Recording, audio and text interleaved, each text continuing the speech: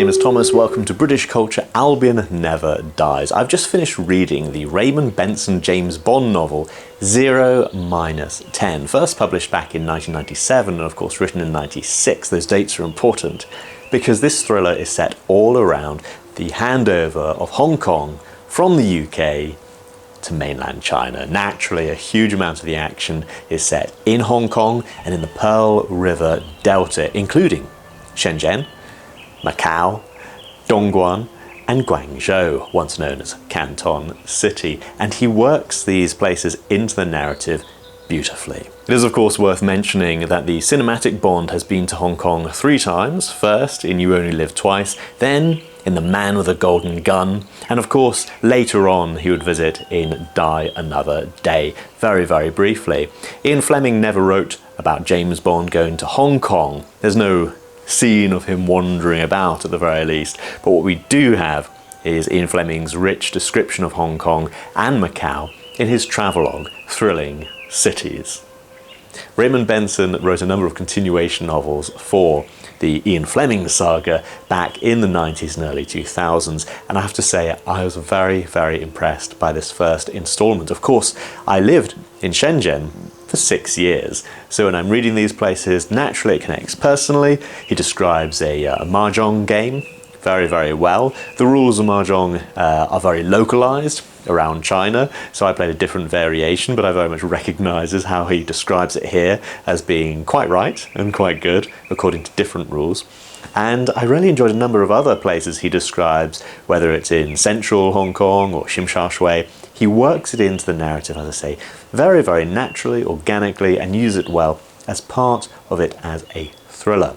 As a Bond story straight up, I thought it was really good. I do like it when the books tie into contemporary events. We had that recently with the Charlie Higson book on His Majesty's Secret Service, which of course was tied to the coronation of King Charles III. This book, as I say, tied into the Hong Kong handover and did so very, very well without dating too much. As I say, it's based on a contemporary event, but reading all these years after the event, perhaps in some ways it's moved from, first being new, then to being old, and now it's a classic. In fact, I would very much say this is a classic thriller. It's in a classic mould, executed very, very well.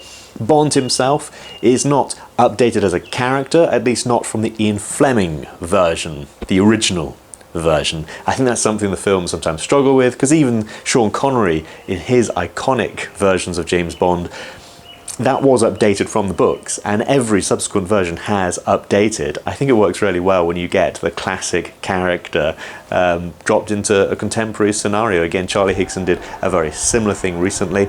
That made me more interested to go back to the Raymond Benson books. And one thing I really like is that when the action starts to slow, we get to from the books, the inevitable point when we start to get some ancient history. We have that in the story Octopussy. We have it as the villain's backstory is explained in From Russia with Love. Here we have it when a character starts to explain about his father, his grandfather, his great-grandfather, and his great-great-grandfather.